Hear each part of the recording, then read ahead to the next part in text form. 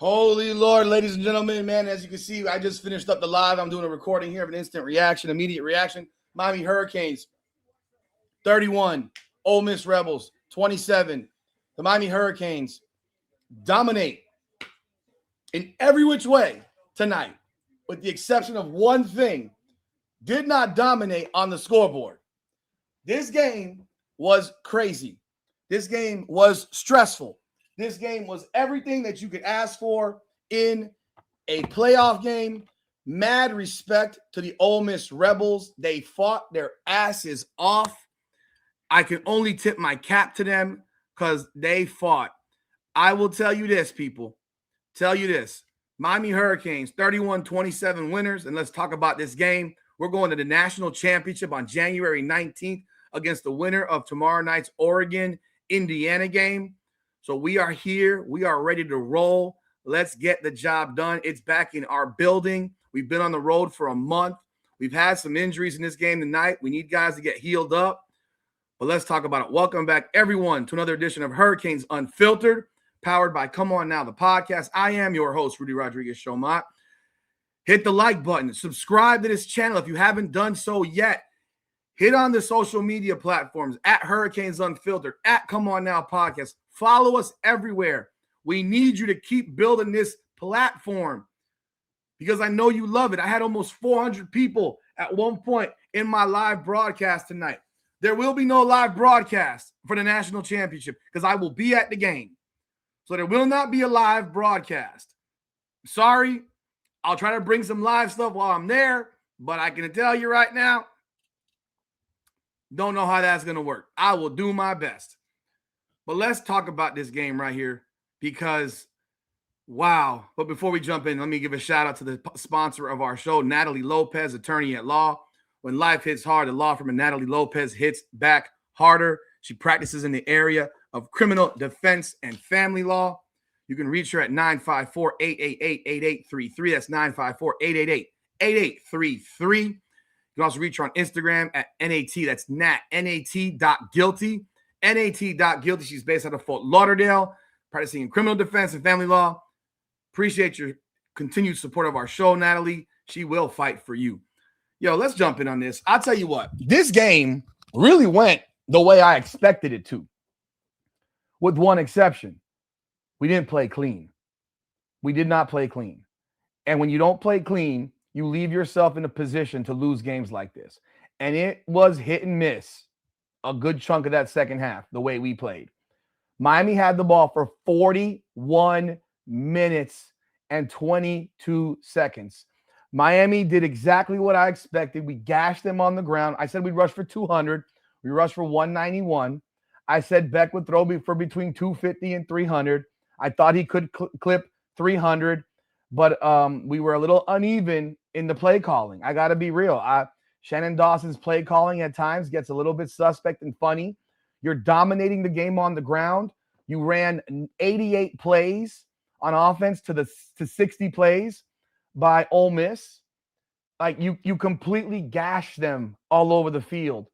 And right now it shows that if Miami plays Indiana, we're a 5.5-point underdog on our home field. And if we play Oregon, we're a 1.5-point underdog on our home field. I mean, get that. I love it. I love it. Disrespect us more when we get disrespected with these spreads. Bro, it's a different kind of show. We were favored in this game. We covered the number, but we should have won this game by 20 points. The way the game went, Ole Miss had no business in this game. They had a big run play that made it 7-3 by Kawan Lacey for 73 yards where he tweaked the hamstring late in that run. And from that point on, Ole Miss could not run the football. Up until that point, Miami got 2 first 3-and-outs to start the game. It was a 2nd and 3 to start the second quarter. And Kawan Lacey breaks that run and beats the blitz, and he's gone. And it's 7-3. Now, Miami goes back down the field and scores, makes it 10-7 immediately. So we responded immediately with a big drive, a long drive. Everything we did today was methodical, once again, driving, physical, but you have to finish drives. And Miami at times did not finish drives. First drive, we go 13 plays, 44 yards. We have a 3rd and 3 and we're gashing them, and we move into the Malley cat, and Malachi Tony gets stuffed behind the line of scrimmage. It just didn't make sense. We go 15 plays for 75 yards in response to the 73-yard touchdown. Ate up almost 8 minutes of the second quarter. And then we give up, we gave it right back to them. They got a field goal to make it 42-yard field goal, make it 10-10. We scored, make it 17-10 on a bomb to Keelan Marin for 52 yards. And then we had a chance to get the ball back and didn't. And then eventually give up a field goal to make it 17-13 right before the half. Because we actually got the ball back, and then we went. Did we go? Okay, this is okay. That's the wrong one. We got the ball back, and we went 3 plays -6 because we opened up that possession with 1:13, and Carson Beck gets sacked on a whiff block between Maui Ngoa and Cooper. And then Cooper had a rough night tonight with his pre-snap penalties. We had a big run by Marty Brown called back by a holding on Alex Bauman. We had some really, really dumb plays in terms of a late hit by David Blay and an offsides by David Blay. We made a lot of mistakes. We did not play a clean football game. But, we held them to a field goal right before the half. And we get the ball to start the second half, and we drive the ball down again. 9 plays, 42 yards. And, we make mistakes at the wrong time. We just make mistakes. We got a 1st and 10 at the 34, and rather than continue to run the football, we go into a flea flicker, which creates an intentional grounding on Carson Beck, even though he's outside the pocket, creates this intentional grounding. And here we go. We're now in 2nd and 22. We get a 13-yard run by Fletcher, but on 3rd and 9, we have an incomplete pass to C.J. Daniels. And we get and then we missed the field goal from 51 yards by Carter Davis wide right. Ole Miss gets the ball. They move down in 6 plays. They only take the ball for 57 seconds. And so, we had the ball for 3:07. They had it for 57 seconds. And they miss a field goal from 52 off the goalpost. So Carnero, who's a monster kicker, he missed one. He hit one from 55. He hit one from 51, I think it was. But and that one hit the goalpost too and bounced in later in the game. But he misses this one. That was big. And then we march the ball down the field again. 13 plays, 42 yards. And again, we get flipping, messy again. Once again, it's just weird. We have a 2nd and 7. We get a first of all, there was a lot of movement back and forth with Marty Brown and Fletcher. And I love Marty Brown, but Mark Fletcher needs that. Mark Fletcher had 22 carries for 133. Brown was 14 for 54. Fletcher hits the hole better than Marty Brown. Like, we got to be real. Fletcher's looked like a monster. He probably could have got 30 carries today. I would have given him the ball the whole goddamn game, to be honest. And so we get the ball with, we get the ball down to the 2nd and 7, and we get stuffed for no gain. We had a 3-yard run, 2nd and 7. We get no gain on 2nd and 7. And on 3rd down, Inez Cooper jumps off on a false start. So now it's 3rd down and 12. And Beck throws the ball. It looked like it was going to Keelan Marion, and he let go of it before he broke the route, before he went into his cut, because that's what you're supposed to do, because then the ball probably would have been there because he was open. But they tip it at the line of scrimmage. It flutters in the air. They intercept it, and there goes the opportunity to put up at least 3 points to make it 20-13. Instead, Ole Miss gets the ball back. They go 9 plays, 49 yards. Kewan Lacey came back into the game. He was a decoy for a large portion of it. A little bit odd. I mean, he ran the ball a little bit, but I understand them bringing him back in. He wants to play. I get it, but you got to be he wasn't at 100%. No one's at 100%. We got guys got hurt.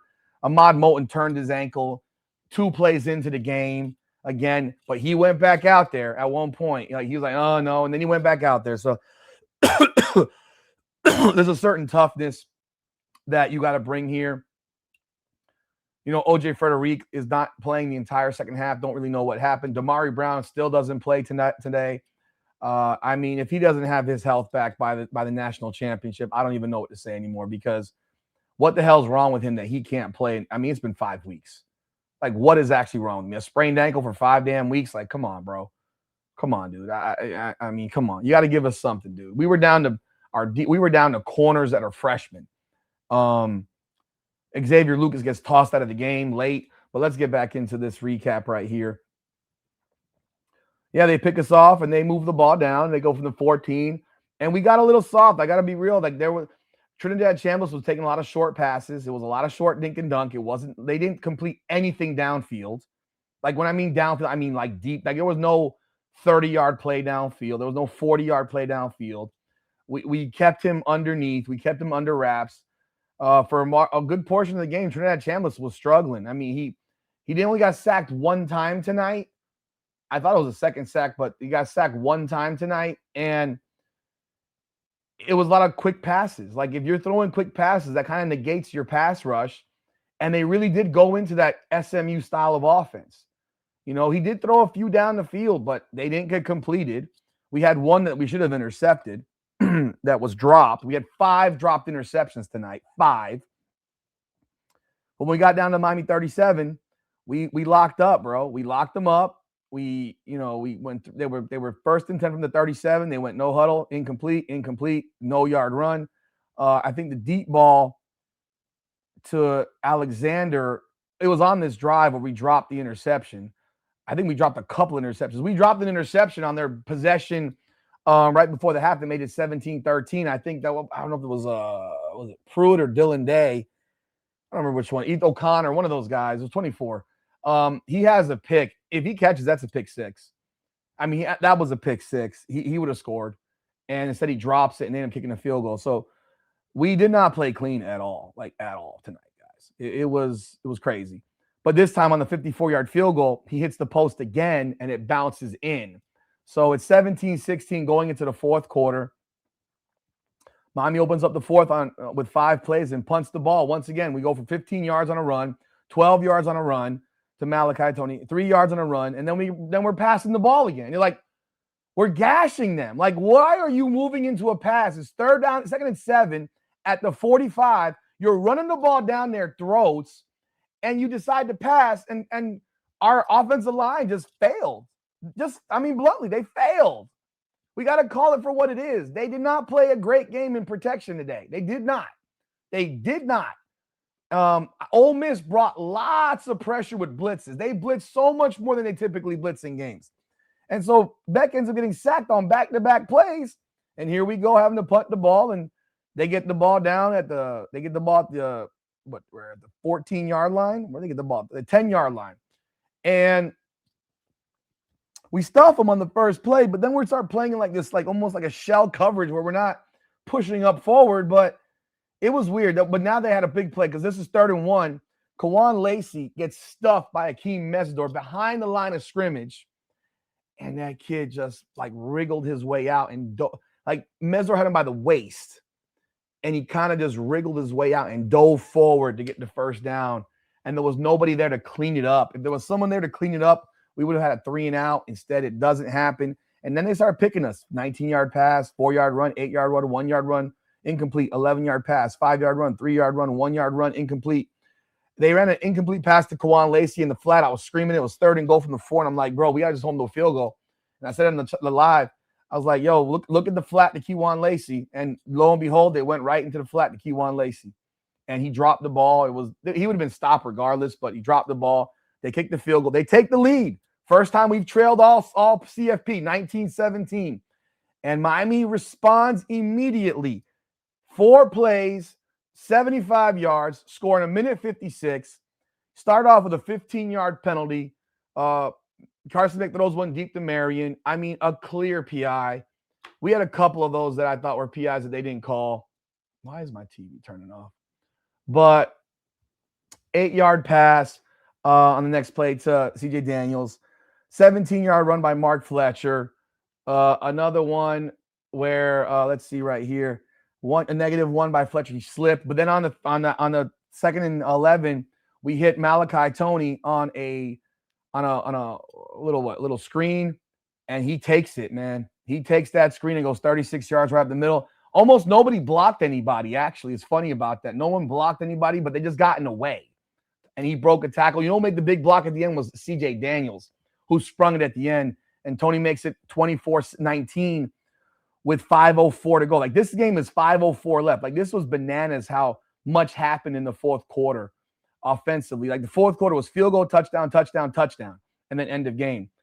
So they get the ball back with 5:04 to go, and they march 6 plays, 75 yards, 21-yard pass, 2-yard run, incomplete, 7-yard penalty. That was a 3rd and 8 from the 48-yard line. I thought it was it was a PI.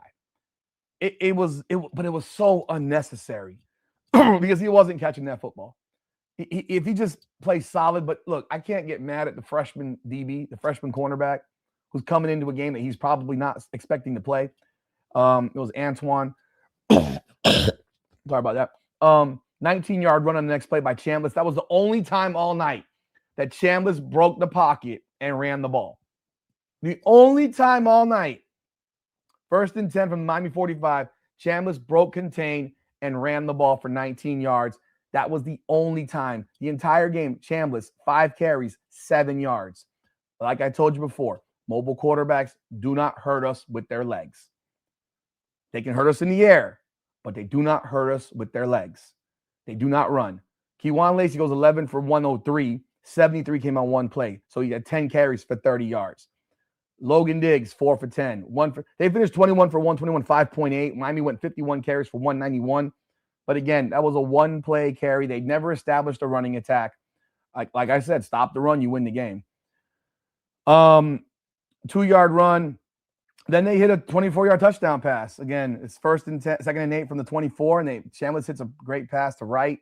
What's his first name? Daquan Wright. He's their tight end. Perfect throw. I got to give him credit. It was a great throw. But here we go. Miami gets the ball, 2:55 to go, and here is where it comes down to it. Like, look, this is the time we get the ball. I mean, and look, this was another 15-play drive. So you're sitting here wondering, is Mario Cristobal going to play to win this game, or is he going to play for a field goal? And we're on the chat, and we're in the live, and I'm sitting here telling people, we got to play for the win. First of all, their defense is exhausted. Second of all, our defense is injured, and we don't need to let this go into overtime. By the way, Ole Miss gets the 2-point play, which makes it 27-24 instead of 25-24. So they go for the 2 and they get the 2. But that drive by Carson Beck to win that game, all of you people, and I call all you people out who have talked shit about Carson Beck, who have slandered Carson Beck all season. Yes, he threw an interception tonight, a tip ball. We dropped 5. Trinidad Chambliss threw 3 picks all year. Understand this very carefully. He was 23 of 37, right? 23 of 37. And Carson Beck was the exact same numbers, by the way, 23 of 37, which is actually 62.16%. So he was below his average. Carson Beck was below his average. At halftime, Beck was 14 of 18. 14 of 18. So he was 9 of 19 in the second half. But there were plays where there was PIs that didn't get called. Like, we had a JoJo Trader drop a pass at one point. I thought that was in the first, second half. Alex Bauman dropped the pass down the field that hit him in both hands.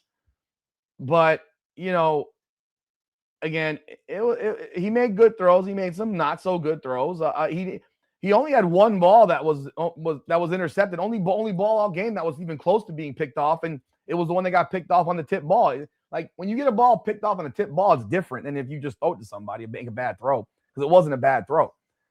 First play, he goes no huddle. We're going tempo, and we went tempo the drive before as well, and their defense was completely gassed out. He goes deep to Marion. He kind of underthrows Marion. And Marion was open, but he underthrew him, and the ball comes up short. Next play, 8-yard pass to Keelan Marion again. Marion had a great game today. Marion went for 7 for 114 in the touchdown. Malachi Tony went 5 for 81 in the touchdown. Welcome back to the party, Malachi. 4-yard run by Mark Fletcher gives us a first down on 3rd and 2. We go no huddle. We go incomplete on first down out of bounds. That was the pass to Bauman down the field that he dropped. It was broken up, but if Bauman just has 2 hands on the ball and catches, I mean, he had the ball, it was right there, but he kind of like had the ball and like put it on his hand, and then he didn't pull it in. The guy was all over him, but bro, you got to make that play. I mean, I'm not gonna disparage anybody, but make the play. Like, that's your job. Then we get a 2-yard pass to Marty Brown to make it 3rd and 8. Then on 3rd and 8, we go deep to Keelan Marion, and they grab Marion's face mask while he's turning. It's pass interference. It's a face mask, whatever you want to call it. He gave us the first down on a 15-yard penalty because it was a clear penalty. He grabbed his face mask. But again, that's still PI. You call it whatever you want. Next play is 1st and 10 from the 46. And this is where now we're at 145. We got 2 timeouts.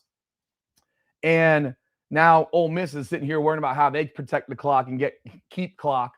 But Miami's just is like cutting them, death by 1,000 cuts. 4-yard pass to Daniels.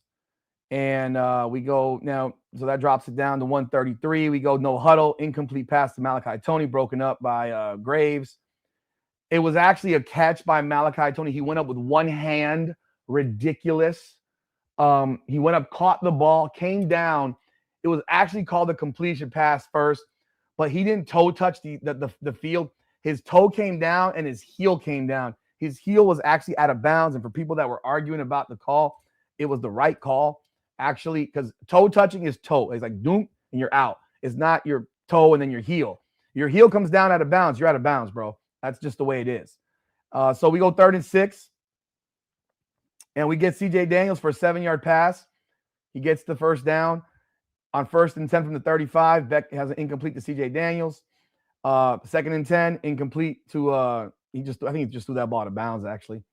And then 3rd down and 10, 17-yard play from Beck to Keelan Marion on a beautiful bullet throw by Carson Beck. He threw an absolute dart, 17 yards for the first down at the Ole Miss 18, and there's 36 seconds to go.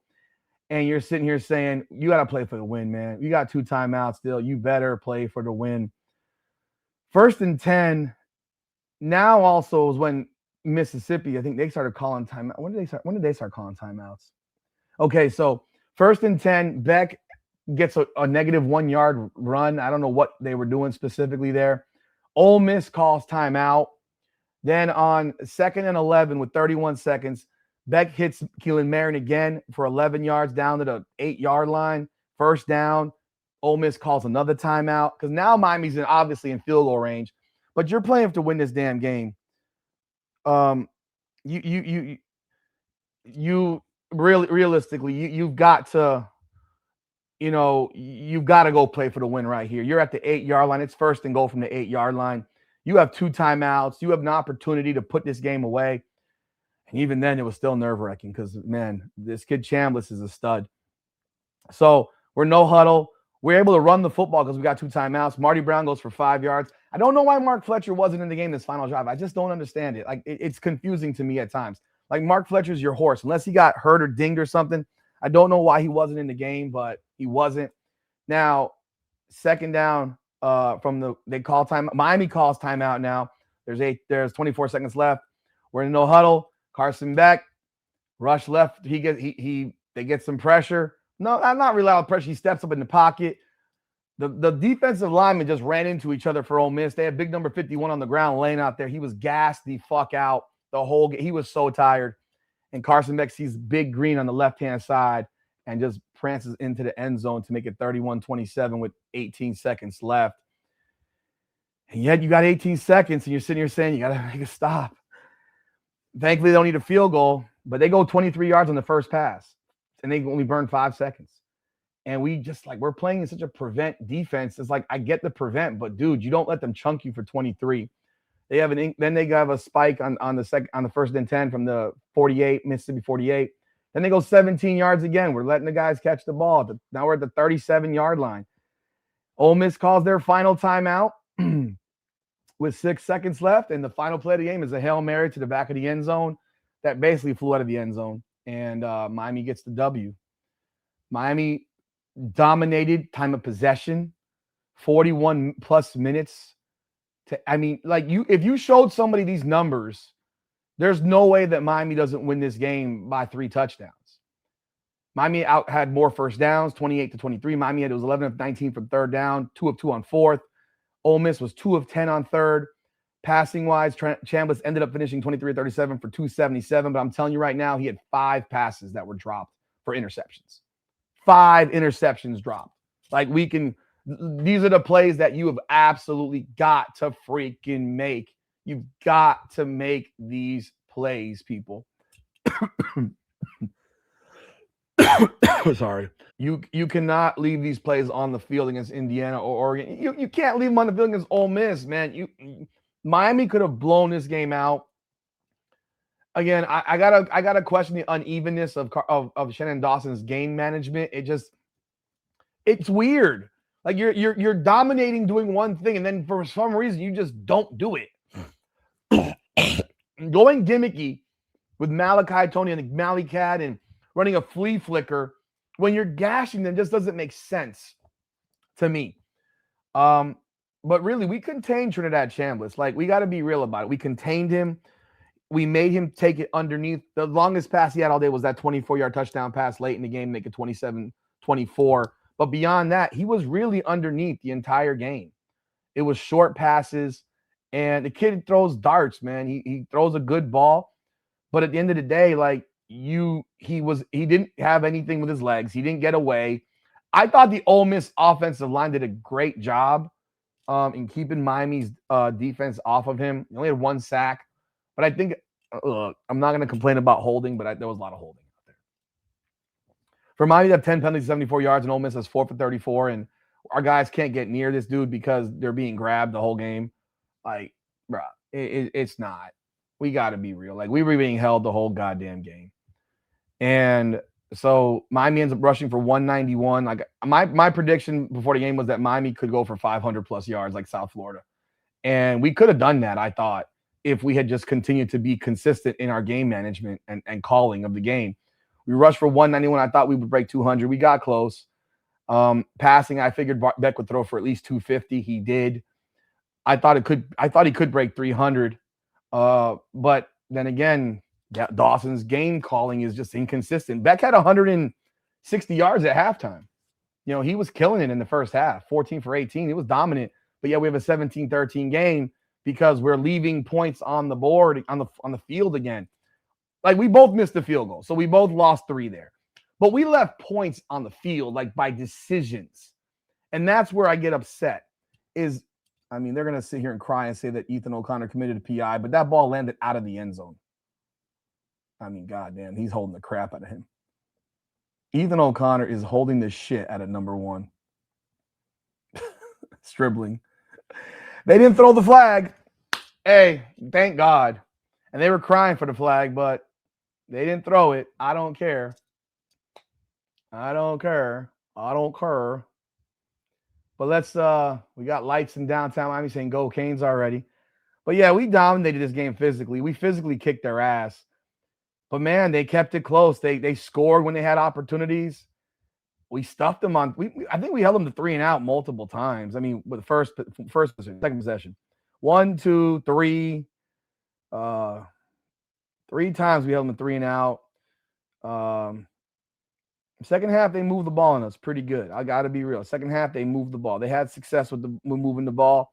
I think our defense just maybe got tired. I think the fact that our offense wasn't scoring. Here's what I didn't say. I did say in the live, I didn't see intensity out there today. I didn't see that hammer. Like, we were the hammer versus Ohio State. We dominated in the trenches. We did. Offensive line, we dominated. D-line, they didn't run the football. First half, I thought we did a great job defensively. 1 play was the game. 1 play. Because if they don't get that 73-yard touchdown run, we're looking at a 17-6 game at halftime. Maybe more. Like, we could have been up more than that. And they took the ball on the opening kickoff, on the toss. They won the toss. They wanted the ball. We held them 3 and out. We went down the field and scored. We needed to put a touchdown up there. And then we stopped them again. We needed to put another touchdown up. That's what we needed to do. That's what would have made this game easy. But we didn't do that. We settled for a field goal.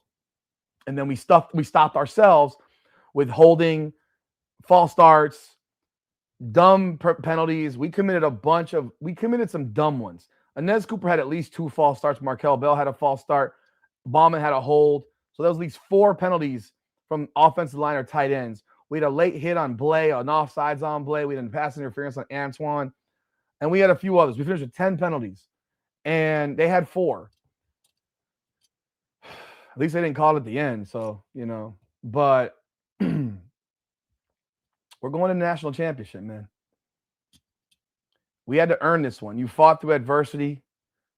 You fought back. You got a big drive to end the game. I'd like to see Corey Heatherman dial it up a little bit differently. I think we blitzed a little bit too much. We sent pass rushers too much. I think blitzers too much. That was just my opinion. We sent blitzers too much. But look, man, win. It's all about winning. It don't matter if you win by 1 or 100 as long as you win. Miami is a 31-27 winner. The national championship is on January 19th at the Hard Rock. If you are not there, I will be there. I'm not going to be able to broadcast live, so because I don't have my seat in the box. I have a seat in the upper deck because these tickets are a fortune, and I will try to get. And even if I'm looking for my credentials to see what happens there. If I get credentialed, I mean, I do want to be in the press conference at the very least and have a seat in the box. But yeah, man, what a game! What a game! Popped another bottle tonight. We got one more to pop, man. One more to pop. Let's do this, man.